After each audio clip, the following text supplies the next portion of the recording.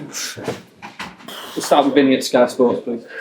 David, how do you sum that up, particularly when you hit the frame of the goal 3 times in the second half and had one played off the line as well? Well, probably not our day when it comes like that, but at least we showed a little bit of gumption in the second half, tried to get ourselves back in the game. We conceded 2 terrible goals, we really did, really, really poor goals.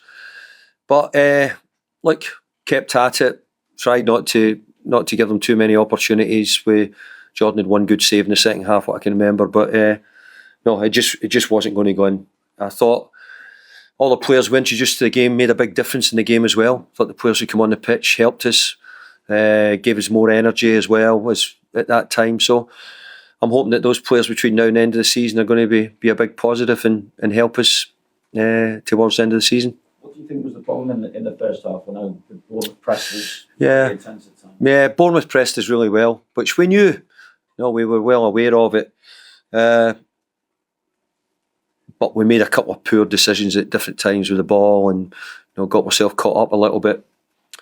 But part of trying to improve and get a little bit better, there's always going to be things which don't go quite as well. And today, a couple of things didn't go quite as well. Not being able to tell from the replays, what was there a hint of offside when Semenyo got the ball before the penalty?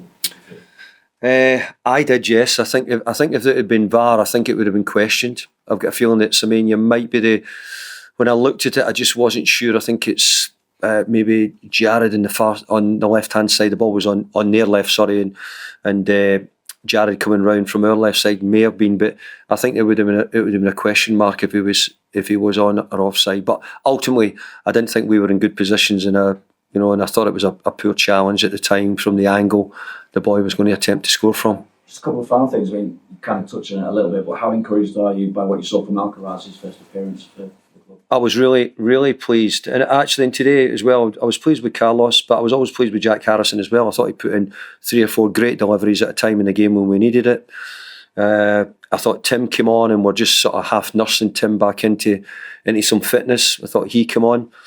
I think the biggest thing for me is to try and find I can have some competition in the team and some players who I feel as if we can use and could use.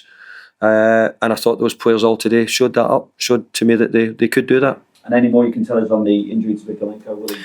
It was only Miko felt his calf this morning when I saw him, and we had the chance we could change it, and it was easy enough done. So I've no idea yet about the outcome, but he just felt it a wee bit tight.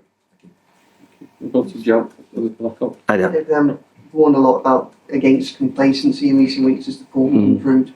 Did you learn anything about your side in that 90 minutes, or was it more just what you already knew, the challenges still lay ahead? Well, I don't think MD will be thinking that we can change this and make it all sort of suddenly everything's going to be rosy. I don't think that's going to be the way. And I've sort of been indicating that as well. I think we've still got a group of players where we've got to try and get the best out of them every game we can. I actually thought that we didn't start the game well today, or it felt as if we didn't start. Then we got a little bit of control, but we were never able to get into the final third and penetrate enough, and we never really threatened them at all in the opening period. But we have a group of players here which everybody knows about. I'm just getting to know about a lot of them. They've done remarkably well in the results at the moment. Today's wasn't a great result, but they kept at it. We made a few chances, but the ball hit the inside of the post twice, and neither of them went our way. So it was just one of those days. Nothing was going to go.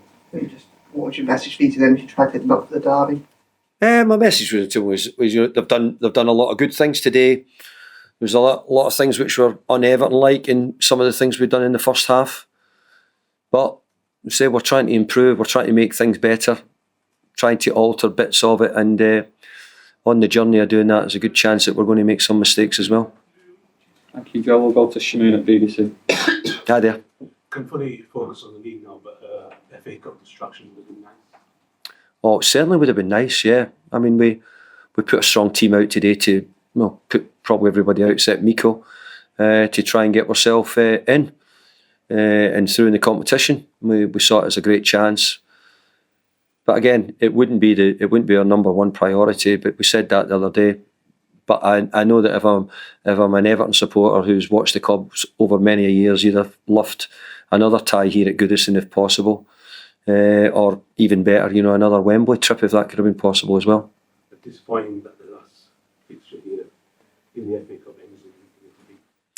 Yeah, but the real Evertonians will have seen the great teams who've come here and won trophies and been here and seen the teams come through other games. They'll not remember today's for great reasons, but I'm sure the ones who've seen the best teams get to the final and win finals will be the ones who are remembered. We'll go to Joe at the Daily Mail. Hi, David. Hi there. Joe, the mic.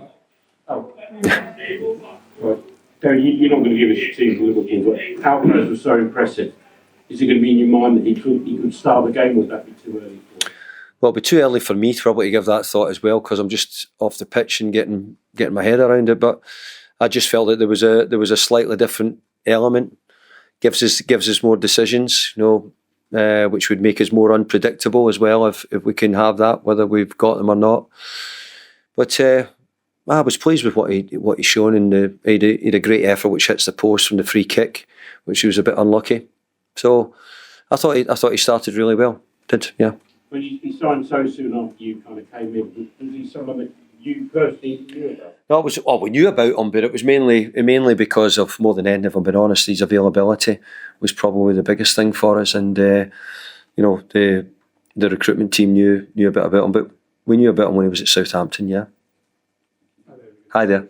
I'm going from Andoni Iraola to Arne Slot in terms of tactical battles. What is it that you have to try and get your team up for without the passion, but in terms of the tactical awareness that you've got to really worry about for Liverpool? I think obviously both different.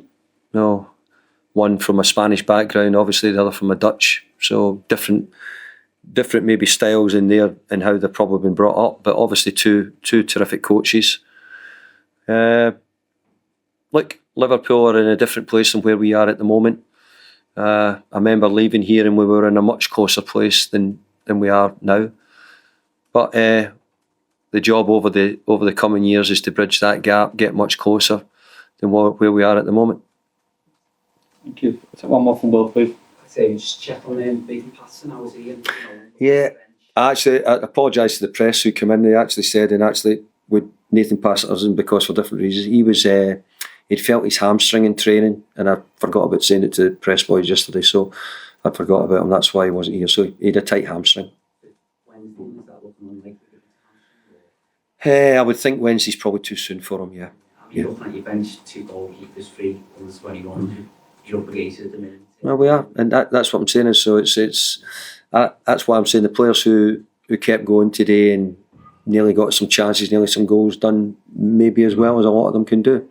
It was probably a wee bit of our slackness and a couple of things in the first half which had just let us down. Great, thanks guys. Thanks. Cheers, thank you.